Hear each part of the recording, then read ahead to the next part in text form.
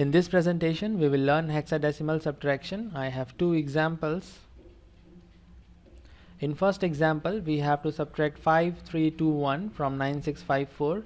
4 minus 1 is 3. We don't have to take borrow from the next position because 4 is greater than 1. 5 is greater than 2 and 5 minus 2 is 3 again. 6 minus 3 is 3. 9 minus 5 is 4. So 4333 is the answer for our first example, and in this example there is no borrow involved. But in second example we have to deal with borrow. B is 11, C is 12, so B is less than C and we have to take borrow from the next position. So let's take borrow. Borrow is 16. B is 11, so we have 16 plus 11 equals to 27. C is 12, so 27 minus 12 is 15, and 15 we represent by F. So difference is equal to F.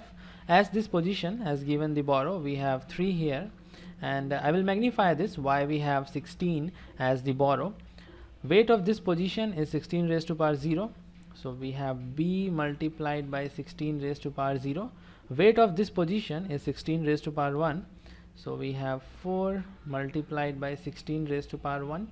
And when this 4 gives 1 as borrow, we have 3 here and 1 is given as borrow. So we have 1 multiplied by 16 raised to power 1, not 16 raised to power 0, because this 4 is giving the borrow, and weight of this position is 16 raised to power 1. And we can write 16 raised to power 1 as 16 multiplied by 16 raised to power 0.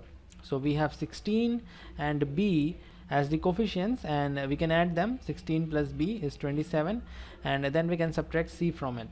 So this is why we have borrow equal to 16, and in octal number system borrow is equal to 8, in decimal number system borrow is equal to 10, and in binary number system borrow is equal to 2. So this is the most important part of hexadecimal subtraction, and now we can easily perform the subtraction. 3 minus 7, we again have to take borrow.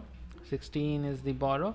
16 plus 3 is 19, and 19 minus 7 is equal to 12, and we represent 12 by C. So we have C here. As 7 has given the borrow, we have 6. 6 minus 8, again we have to take borrow because 6 is smaller than 8.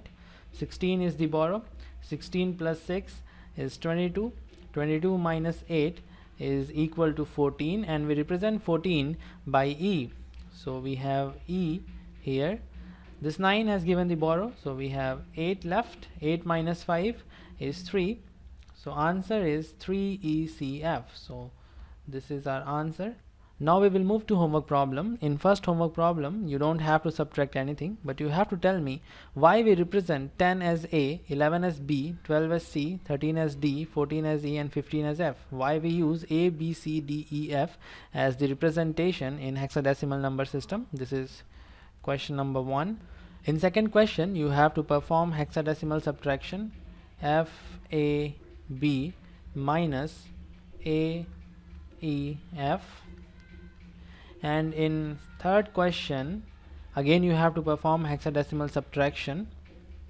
7, 7, 8, 8, D, E, F. So this is all for this presentation. Once you have your answers, post it in comment section.